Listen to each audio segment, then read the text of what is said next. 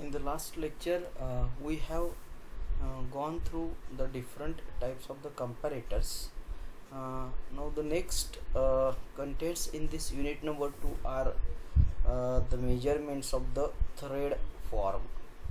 So as you might have seen this sketch somewhere where the various forms of the thread are shown. So basically what is a thread? So thread is nothing but it is a ridge of uniform cross section in the form of a helix provided on the surface which is outside or inside of a cylinder or a conical surface. So these threads may be cut on a cylinder or it may be cut on a cone. External threads are provided on bolts, screws and studs, while the internal threads are necessary on the corresponding nuts or machine members into which these units are to be screwed. So basically these threads act as a fasteners, so they are used basically to assemble two or more components. So the basic terminology related with the thread forms is shown here. So external thread or screw, it is a thread on the external surface of a cylinder or a cone. Internal thread, a thread on the internal surface of a cylinder or a cone. Then major diameter. So major diameter is the largest diameter of a screw thread. So you can see here, for this is a screw thread, this is external, this is internal. So for this external thread, this is the major diameter. Okay, major diameter is the largest diameter of this screw thread. Minor diameter, this one from here to here.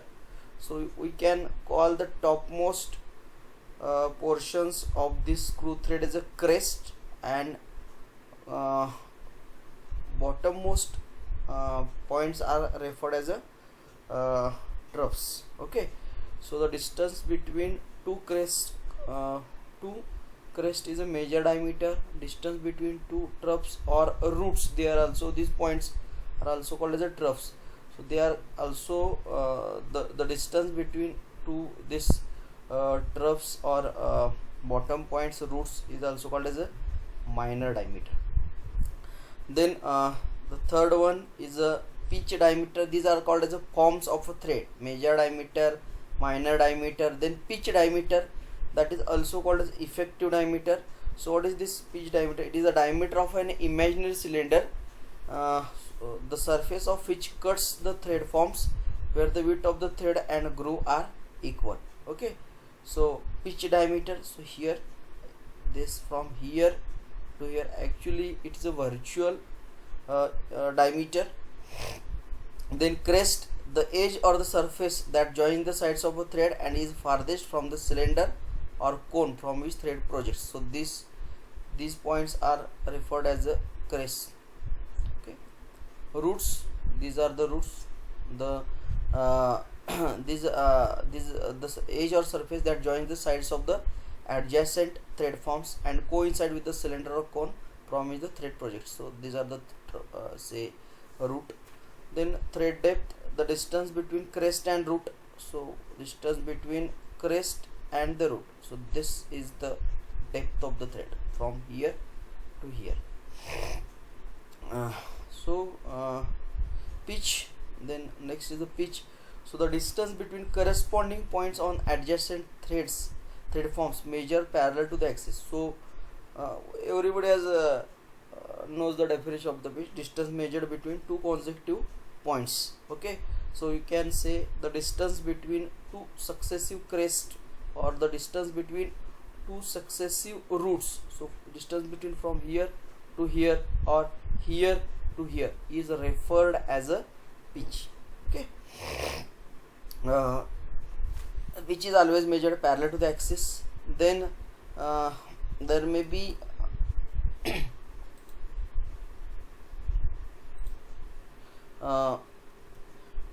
thread angle. So this is the angle of the thread from here to here, as you can see.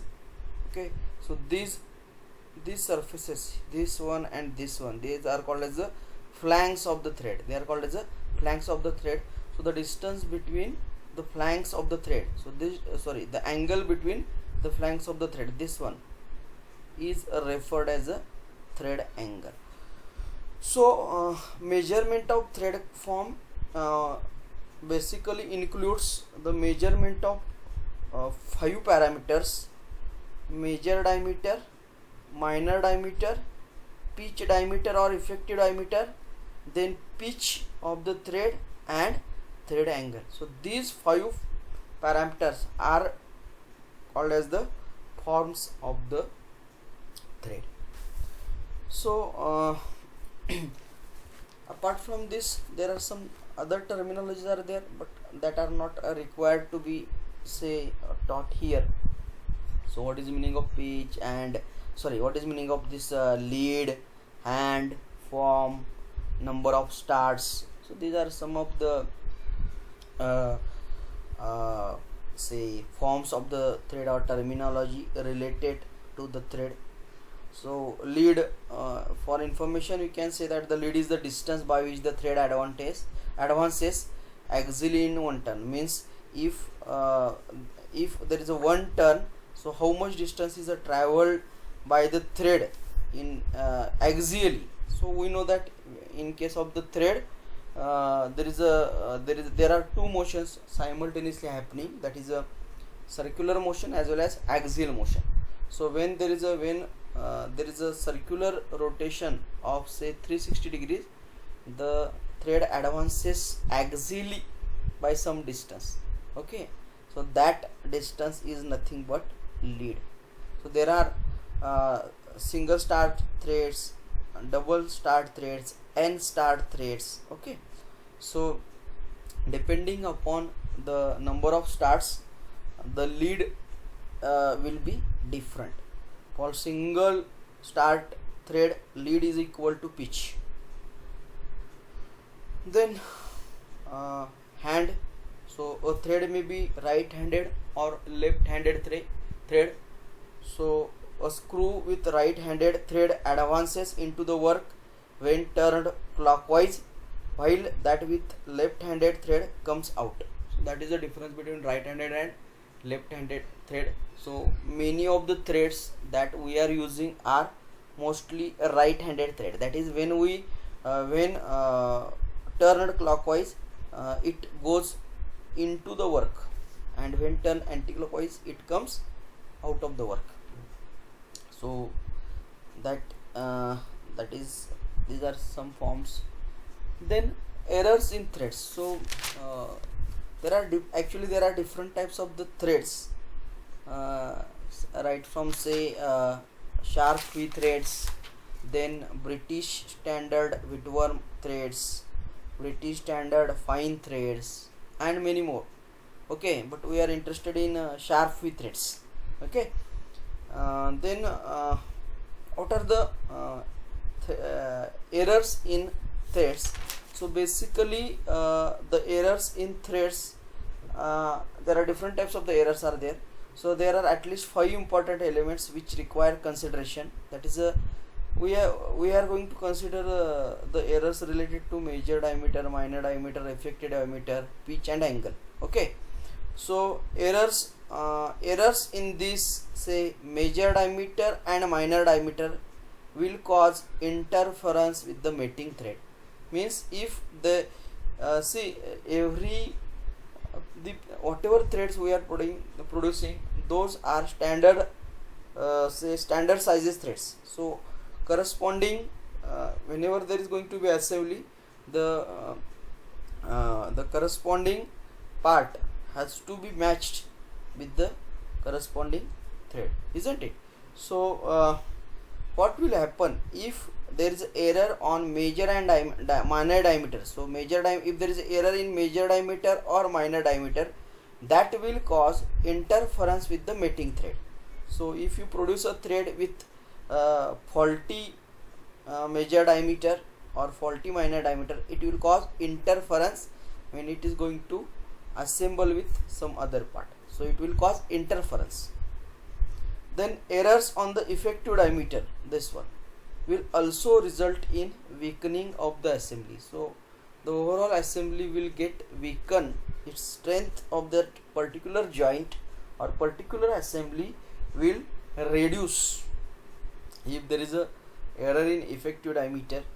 Then pitch and angle errors are also not desirable, means errors in the pitch or error in the thread angle are also not desirable, as they cause progressive tightening and interference on assembly. So whenever you try to assemble it, the assembly will not be smooth assembly. There will be, you can experience tightening, progressive tightening. So as you go on, say tighten it, you will experience it is a very gets tougher and tougher to assemble those two parts. So these are the effects of the errors in threads on assembly.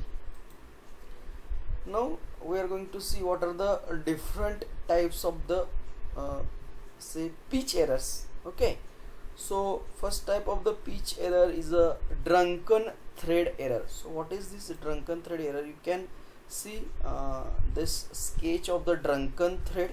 So as you can see, this on x-axis there is pi into mean diameter, and on y-axis there is a pitch. Okay, so a thread is cut on this diameter with helix angle theta. Some helix angle is the cut thread will have, helix angle will be there. So ideal thread, you can see this is the ideal thread from here to here. So in case of the ideal thread, it is the helix angle is constant. As you can see, this angle everywhere is constant, it does not change with respect to the along the pitch, isn't it? But this is ideal. Whenever there is a drunken thread is there, in that case you can you see this is the drunken thread, here it is like this. So as you can see, the overall pitch of the drunken thread is not changing its length. So this distance is constant in case of ideal thread as well as drunken thread. So pitch, length of the pitch does not change, it remains constant for one pitch. But this helix angle, as you can see, this helix angle is continuously changing in case of the drunken thread. So this is called the drunken thread error. So as you can see, it recurs at interval of one pitch. So as after one pitch, this will start from here and again it will end here and it will again start. So for one pitch it will move like this, and again for the second pitch it will again start like this. Okay, so drunken thread error. So in such thread, pitch measured parallel to the thread axis will always be correct. So as I told you, this pitch measured, this is the pitch measured to the thread axis, this is the thread axis, is always, as you can see, it is correct, isn't it? Whereas hence here the thread is not cut to the true helix. True helix means the helix angle is not constant in this case. That's why it is said that the thread is not cut at the true helix. Now what is the effect of this drunken thread error? So it is found that the drunken thread error is not having great effect on working. So that is found out by the say trials and errors. Okay, so this is a drunken thread error. Then some more errors are there. That is some errors that occur because of the ratio of the linear velocity of the tool and angular velocity of work that may not be correct or that may not be constant. We know that the threads are cut basically by using this relation, that whenever threads are cut, the relation between the angular velocity of the work and linear velocity of the tool, that is always constant. Okay, that has to be constant, and that ratio has to be correct one. Then and then only you can produce the thread or screw of correct pitch. But by any any provision, because of any issue, if this ratio is not constant or if this ratio is not correct, then there is going to be the pitch error is going to be introduced. Okay, so this is main point in pitch error. So first error of the pitch error is called as a progressive error. So this is the sketch for the progressive error. So this type of the, as I told you, that this type of the error, here on x-axis there is a thread length and on y-axis there is a cumulative pitch error. So as the thread length increases, as you go towards this length of the thread, so there the pitch error goes on increasing. As you can see, there is a linear ratio, isn't it? So more the thread length, more is the pitch error. So this type of the error generally occurs when the tool work velocity ratio is incorrect, even though it may be constant. It is very important that the tool work velocity ratio is incorrect.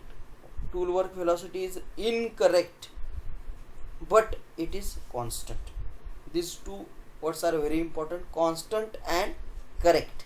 Here the tool velocity ratio is incorrect, but it is constant. Okay, so it occurs. So why this happens? Why the tool work velocity ratio is incorrect here? Because it occurs because you are approximating the velocity ratio sometimes. So why we need to do this? So there is a practical difficulty. The situation arises when the correct velocity ratio cannot be obtained with available set of gears. So in order to get the correct velocity ratio, you have to use combination of certain gears in the workshop or in the machine shop, and you calculate this velocity ratio and you try to find out which gears I have to use. But you calculate the sizes of the gears theoretically, but when you try to search for those gears may not be available in your set of gears. Okay, so since those gears are not available, we go for the available gears which are near to that size, and we do the approximation. That's why this type of error can occur. Okay, so this cumulative pitch error is the total length of the thread. If plotted against the length of the thread, it shows a straight line variation. So the pitch of the thread is uniform but is longer or shorter than its normal value, and that's why it is called as a progressive error. So here it is very important to know why this particular phenomena is happening, because the velocity ratio is incorrect. Then another error is called as a periodic error. So this periodic error it repeats itself at regular intervals along the thread, that you can see. Okay, so successive portions of the thread are either long or short than the mean. You can see here. So this, compare this distance with this distance, again this distance with this distance. So length of the thread, this is the cumulative pitch error. See here the error is not getting increased continuously. It is not a linear variation along the length, but the length of the thread is not constant, it is getting changed. You can see here it is more, again it is less, again more, less. So error also results. So why this is happening? This is it is very important. It occurs when the threads are cut with a lead screw that lacks squareness. So we know that how the threads are cut on the lathe machine. The threads are cut on the lathe machine using the half nut mechanism, isn't it?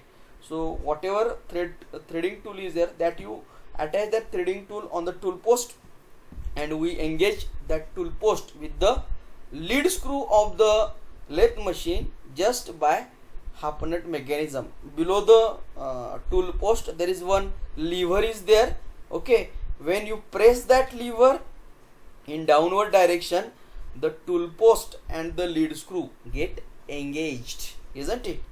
And there is a and we can see the machine is in automatic mode. Automatic mode means you are not required to move the longitudinal you are not required to move the tool post in longitudinal direction. The machine will move in automatically, isn't it? So that is one thing. But what will happen if, so here lead screw is very important, but if the lead screw that you are using, if itself is a faulty, means if it is not square, we know that the threads on the lead screw are square type of the threads, but if they are not properly square, then this type of error can happen. Okay, as we can see with this type of the error, the pitch of the thread increases to a maximum and it reduces to minimum and then again rises as shown here, as you can see here. Okay, so the pitch say increases and again reaches to minimum, again maximum. So this it continues. So this is called as a periodic pitch error. Then irregular errors. So these errors arise from the disturbances in the machining setup, then variations in the cutting parameters of the material and the workpiece. Okay, so these are the different types of the errors that are generally observed. So these are the some very simple you can say representation of the different types of the error.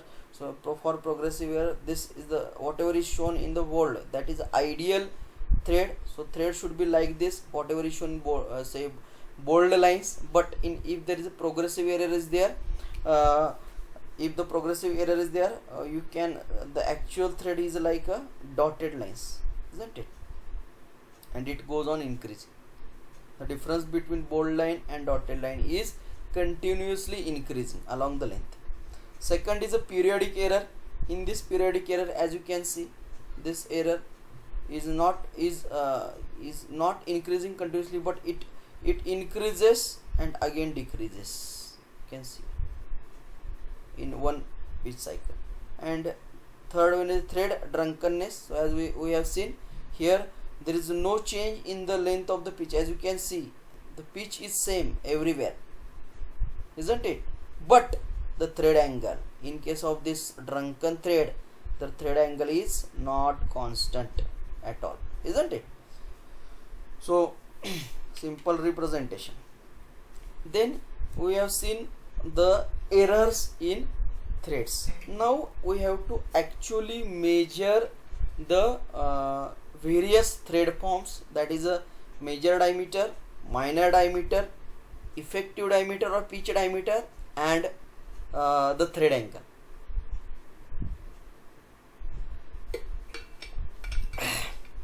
I will see first form of measurement, that is how to measure the major diameter. Now it is the simplest form to be measured, as you can see here. So here you can measure the major diameter of external thread very easily with an ordinary micrometer. If we are having the external micrometer, simple external ordinary micrometer, then we can easily measure the measure diameter of the threads, but it should be noted that very light pressure should be applied on the on the surface of the thread, because the anvils are going to contact the thread at the points. The external surface of the thread is it is in the form of sharp points only, and if we use a large pressure, there is a possibility that the thread may get damaged, isn't it, and it can introduce the errors. So instead of but one problem with the ordinary micrometer is that if the micrometer is not properly calibrated, or the micrometer may have the zero error, or the micrometer screw itself may have the pitch error, then in that case we are going to get false reading. So instead of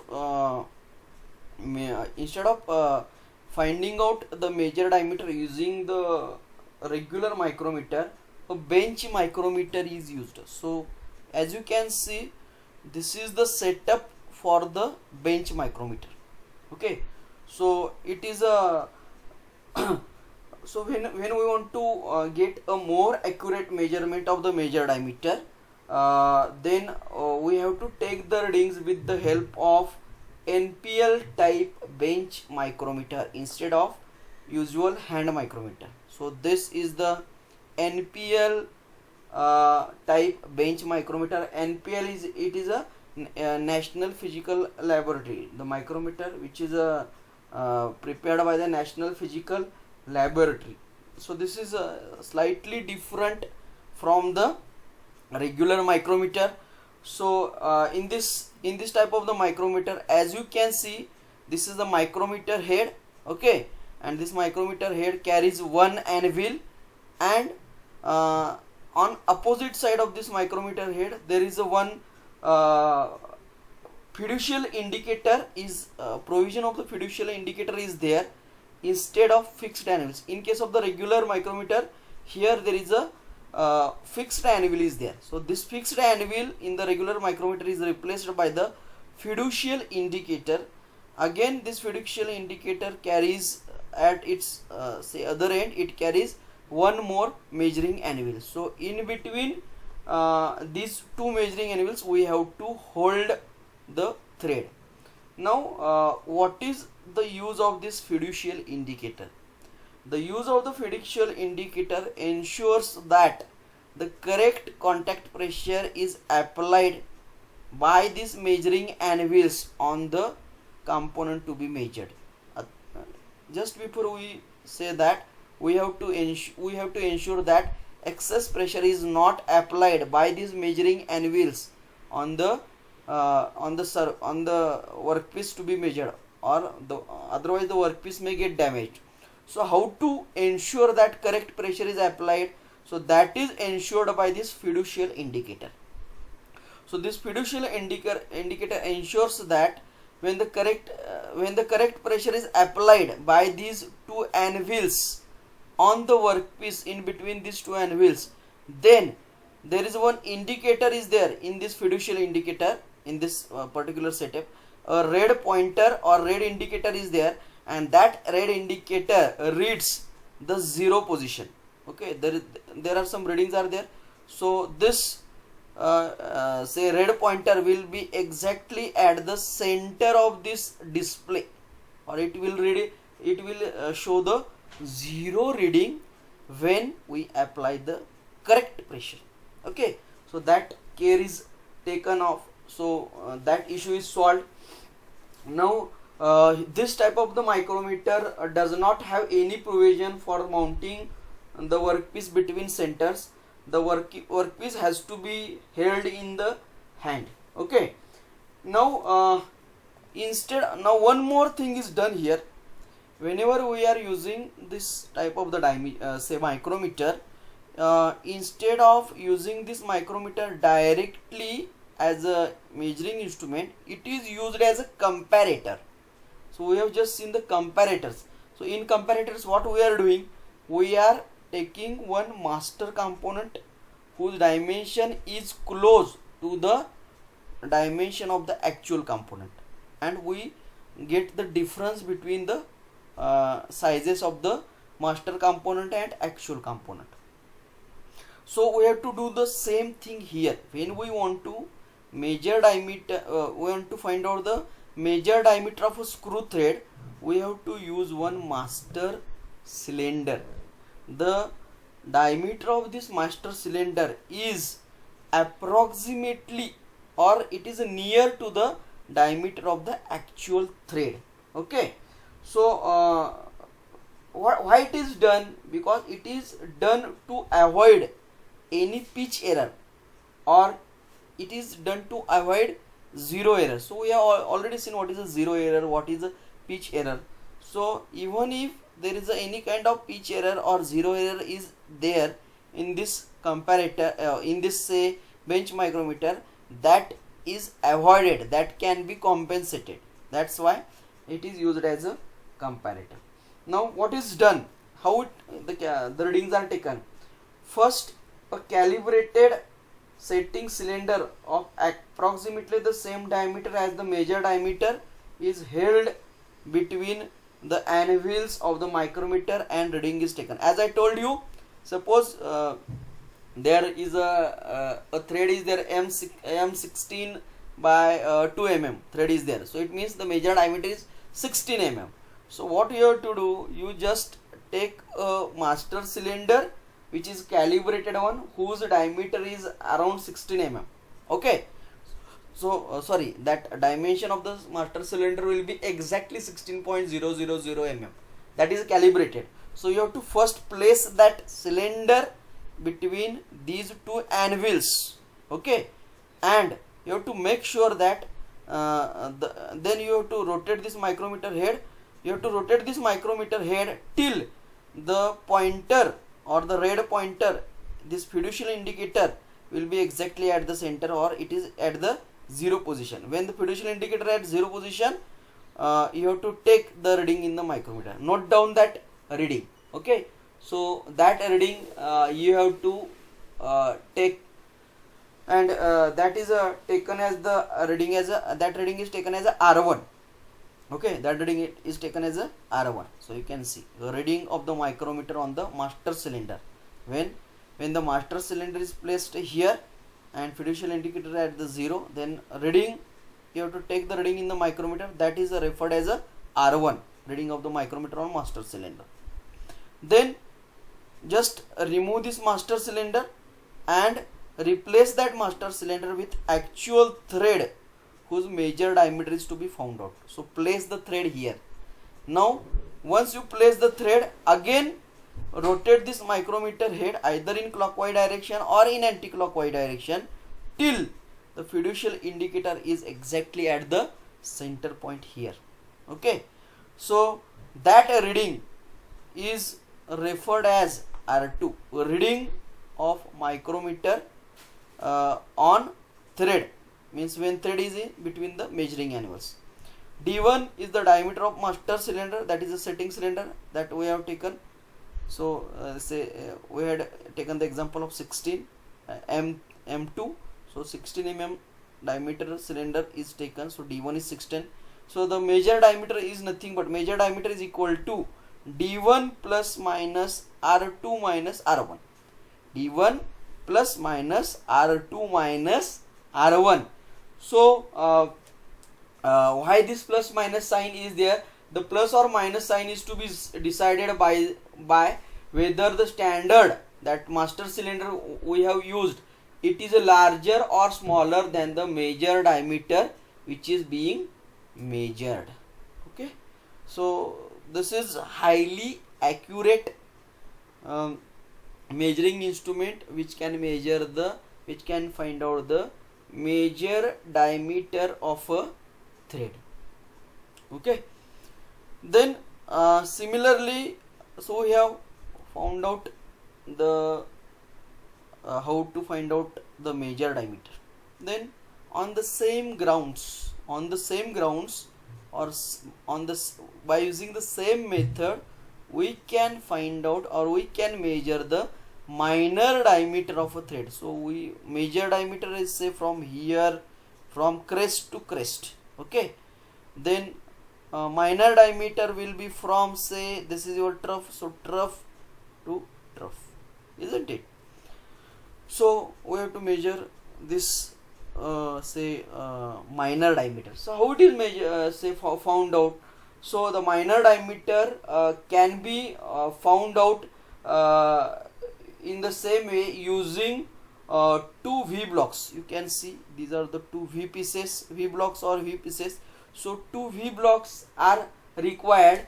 So these V blocks should be such that they should rest on the root of the thread. So they should, these V pieces should rest on the root. So they should rest on the root of the thread.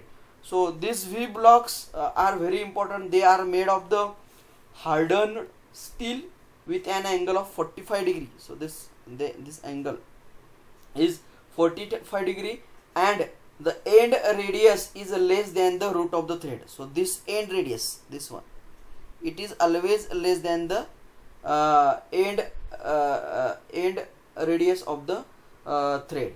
So the objective is that in any case these two V blocks must intrude, or they must probe the root of the thread. They must go till the root of the thread. That's why the V block, we have to ensure this thread angle and this nose radius, it has to be less than the thread. So it will easily go till the root of the thread, or it can probe the root of the thread.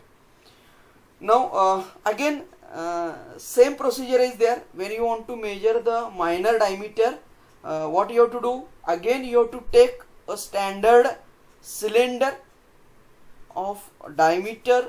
Again you choose the standard cylinder or master cylinder whose diameter is near the root diameter. Okay, so initially again you take the bench micrometer here. In this bench micrometer, first you place a master cylinder whose diameter is nearly equal to the root diameter, and then rotate this micrometer head till the fiducial indicator is exactly at the center. Then at this position take the reading. That reading will be again referred as R1, similar to here. This is the reading of the micrometer on master cylinder. Same process. Okay, then after this you remove this master cylinder. And in place of the master cylinder you place the actual thread. So you have to take the thread and you have to place it here. Okay, once you place the thread here, again rotate the micrometer head either in clockwise direction or in anti-clockwise direction, so that because of the pressure between the two anvils, the fiducial indicator will again come exactly at the center. When the fiducial indicator is at the center, note down the reading R2 that you have got. So that reading is nothing but the reading of the micrometer on the thread. Again the same formula will be there. Instead of major diameter, now there will be a minor diameter. So minor diameter will be equal to diameter of the master cylinder plus minus R2 minus R1.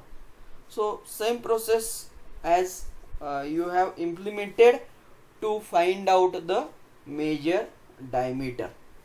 So these are the methods to find out the major diameter and minor diameter of a thread, and till we have to find out the effective diameter, then angle, then pitch, that we have to see.